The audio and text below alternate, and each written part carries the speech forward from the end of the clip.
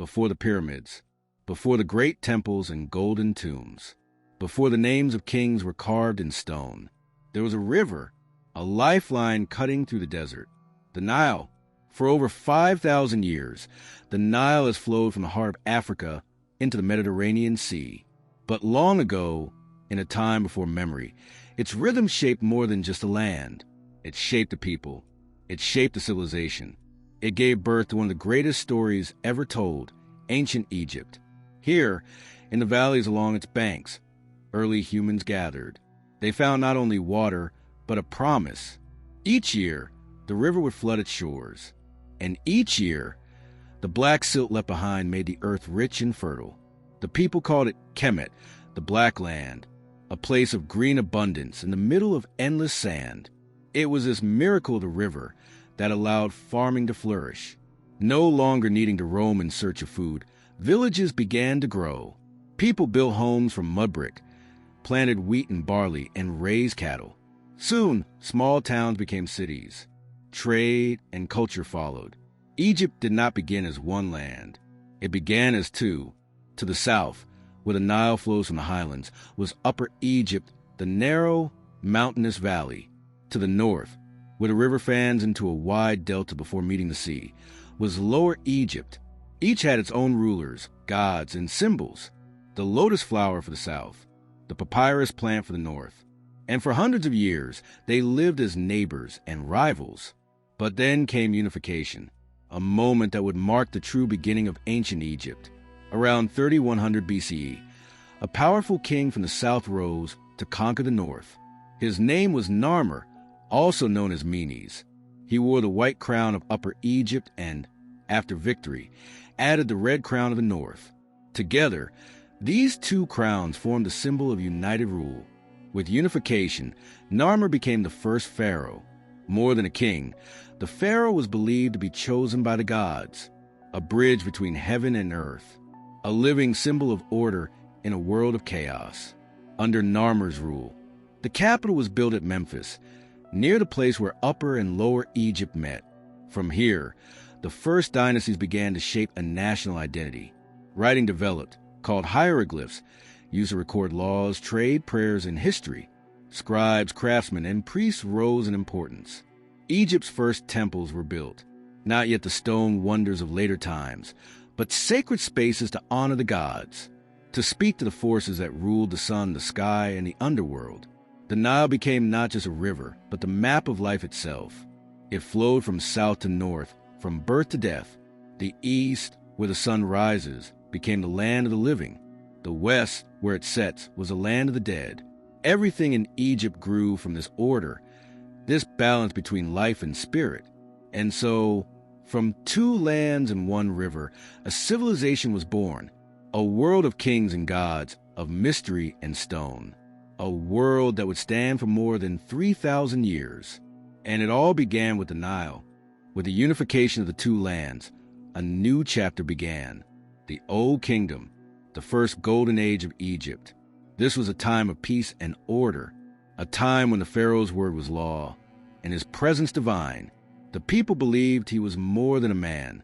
He was a god on earth, the son of the sun god Ra, chosen to maintain Ma'at, the balance of the world. Life was shaped around this belief. The sun rose because the pharaoh ruled. The Nile flooded because the gods were pleased. Order held because the king kept chaos away. In this sacred order, great things were built, none greater than the pyramids.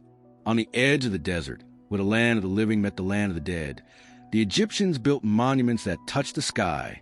The first was a step pyramid, made for King Djoser at Saqqara. It rose like a staircase to heaven, layer by layer. It was designed by Imhotep, a priest, scribe, and architect who would later be worshipped as a god of wisdom and healing.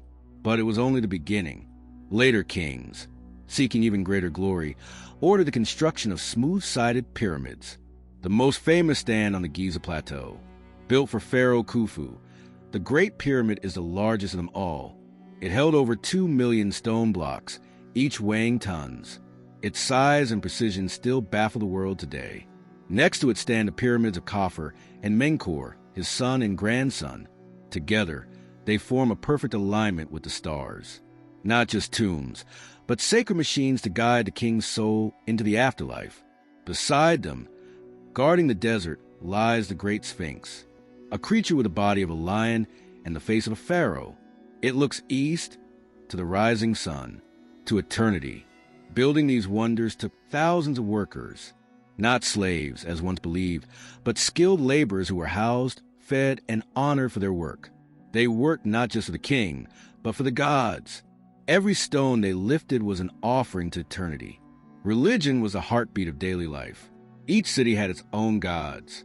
There was Ra, the sun; Osiris, lord of the underworld; Isis, the divine mother; Thoth, the scribe of the gods; Horus, the falcon god of kingship. These deities lived in the temples, where priests made offerings, chanted hymns, and lit sacred fires. The common people could not enter these inner chambers. But outside, festivals were held with music, dancing, and processions on the river. It was through these rituals that harmony was kept between the seen and the unseen. Death, too, was not an end, but a transformation. The body was preserved through mummification. The spirit would travel through the underworld, guided by sacred texts. It would face trials and be judged by Osiris. If found worthy, the soul would enter the field of reeds, a mirror of life on earth, but eternal and perfect. This belief in the afterlife gave rise to elaborate tombs filled with goods: jewelry, food, furniture, even boats, everything the soul might need. The pharaoh, more than anyone, prepared for eternity. The pyramid was not just his grave, it was his gateway to the stars. To rise and join Ra on his solar boat, to sail across the heavens and return with the dawn. But beneath the surface of this golden age, there were cracks. The pyramids drained the kingdom's wealth. Nobles grew more powerful. Priests gained more influence. Over time, central power weakened. The last kings of the old kingdom could no longer hold the country together. Drought and famine struck. The floods of the Nile failed. And with them, faith in the king's divine power began to fade. But the memory of this age would never be lost. The pyramids stood as proof, stone against time, a message to the future. We were here. We believed in forever. After the fall of the old kingdom, Egypt entered a time of change. The central power was broken. The Nile still flowed, but unity was lost. For over 100 years, local rulers and warlords fought for control. The land was divided. The people longed for order. Then came a new beginning. From the city of Thebes in Upper Egypt, a strong leader rose. His name was Mentuhotep. He defeated the rival lords and brought the land together again. This marked the start of the Middle Kingdom. This age was different from the one before. The pyramids were smaller. The kings were more humble. But in the hearts of the people, something deeper had awakened, a sense of personal connection with the divine, a hunger for inner meaning. The Middle Kingdom was a time of rebuilding, not only temples and towns, but the spirit of a nation. Art became more realistic. Statues showed kings not only as gods, but as men, wise, aged, thoughtful. Stories were written full of wisdom and dreams, tales of gods walking among men, of journeys through the unknown, of finding truth in silence. The temples became more than places of worship. They were homes for the gods. Each temple was built to reflect the universe itself. The outer courtyard symbolized the world. The inner halls stood for the heavens. And the sanctuary, hidden in the dark center, was the place where the god would dwell. Only priests could enter the sacred heart. They bathed, shaved their bodies, and wore white robes. They brought offerings of bread, incense, and wine. They whispered the ancient names of the gods, names that held power, names that could shape the world. This was the age when magic and religion walked side by side. Not magic as tricks or illusions, but as a sacred science, a way to speak with the unseen. The Egyptians called it Heka, the force that created the world, used by the gods and gifted to mankind. Through Heka, priests performed rituals to heal the sick, protect the dead, and guide the soul. Amulets were worn for protection. Spells were spoken over water and food. Every symbol carved into walls had purpose. Every word had weight. Books of wisdom were copied by scribes and placed in tombs. Among them was a coffin text, a collection of spells and prayers. They taught how to cross the underworld, how to speak the names of demons, how to become light and fly like a bird. In this age, the afterlife became open not only to kings, but to all who live with virtue. The soul was judged by the scales of truth. The heart was weighed against a feather of Ma'at. If it was light, the soul passed on. If it was heavy with sin, it was eaten by a monster, part crocodile, lion, and hippo. To help the dead, tombs were filled with food, tools, statues, and spells. Even models of servants and farmers were placed inside to work for the soul in the next life. Trade also grew stronger. Egypt sent goods to Nubia in the south, gold, ivory, incense. In return, they brought back riches and exotic animals. Ships sailed to the land of Punt, a mysterious place of wonder and myth, and from the east came new ideas and new people. Yet, as Egypt grew outward, dangers also crept in. Foreigners settled in the delta. They brought strange weapons and chariots. The kingdom became harder to control. Once again, the land began to break apart. The central rule weakened. The spirit of the nation dimmed. But the Middle Kingdom left behind a deeper legacy, not in size or stone, but in thought. It gave Egypt a voice filled with reflection, humility, and mystery. It taught that the gods could be near, that the heart mattered as much as the crown, and that even in times of struggle, wisdom could grow in silence. The fall of the Middle Kingdom opened the door to strangers. From the northeast came the Hyksos, a foreign people with horses, chariots, and new weapons of war. They settled in the delta and took control of parts of Egypt. It was a dark time, but it was not the end. From the south, once again, Thebes rose. Its leaders, determined to drive out the Hyksos, rebuilt their armies and mastered new tools. After years of struggle, they succeeded. Egypt was free once more, and this time it would not only rise again, it would rise higher than ever before. This was the new kingdom, the age of empire, of glory, gold, and gods. The pharaohs of this time were warriors, builders, and visionaries. They extended Egypt's reach far beyond its old borders. To the north, they battled the Hittites. To the south, they conquered Nubia. The wealth of the world flowed into Egypt: gold, cedar, lapis lazuli, cattle, and slaves. The armies were strong, led by generals who rode into battle on chariots. The pharaoh stood at the center, his body guarded by shields, his head crowned by the sun. But not all leaders ruled with the sword. There was Hatshepsut, one of the few female pharaohs. She ruled as king, not queen, wearing the royal beard and cobra crown. Her reign was one of peace, art, and trade. She sent great ships to the land of Punt.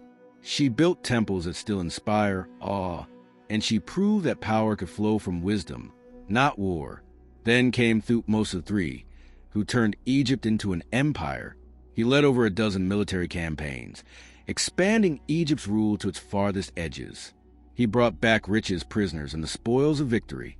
But he also brought back knowledge, ideas, and beauty from other lands. Egypt was now at the height of its power. Its temples grew taller, its gods more complex. Its capital cities glowed with wealth. The sun god Ra became supreme, worshipped in vast open-air temples. But with glory came questions. And one pharaoh, Akhenaten, dared to answer them in a new way. He rejected the old gods and declared there was only one, the Aten, the sun disk. He moved the capital to a new city in the desert called Akhetaten. He ordered all temples to close, all statues to be broken. For the first time in history, a ruler spoke of one God, one light, one truth. But his vision was too sudden, too strange. After his death, the old gods returned. His son, Tutankhamun, only a boy, reopened the temples and restored the traditions. Though he ruled for a short time, his tomb would one day be found intact, filled with treasures beyond imagination. Through that tomb, the boy king would become immortal in the eyes of the modern world. After him came great builders and warriors. Most famously Ramses II, known as Ramses the Great. He reigned for over 60 years. He built more statues, temples, and monuments than any other pharaoh. His temple at Abu Simbel was carved into a mountain facing the sun. His image towers over the Nile, watching for eternity. He fought the Hittites in the Great Battle of Kadesh. Though the battle ended in a draw, it led to the world's first known peace treaty. Ramses ruled with power and pageantry. He filled Egypt with his name, his image, his story. But beneath the surface, the way of empire began to press down. The cost of war, the power of priests, the burden of wealth. The gods remained, but faith shifted. New cults grew in power, especially that of Ammonius at Thebes. The temples of Ammonius became like kingdoms within the kingdom. And though Egypt still stood strong, the cracks were growing. Still, the new kingdom left a mark that could never be erased. Its temples still stand. Its stories still echo. Its vision of power, spirit, and beauty still captures the heart. It was a high point, the moment when Egypt touched the world, and the stars. Every empire, no matter how great, reaches its edge. And Egypt, once the master of time and stone, began to change. After Ramses the Great, the kings that followed struggled to hold the land together. They wore the crown, but their power was fading. Priests, especially those of Ammonius, had grown too strong. In Thebes, they controlled the temples, the grain, the gold. Some priests even ruled like kings. In the north, rival dynasties rose. Brothers fought brothers. Generals claimed the throne. Foreigners settled in Egypt's cities, bringing new tongues and new gods. The unity of Egypt, once its deepest strength, began to break.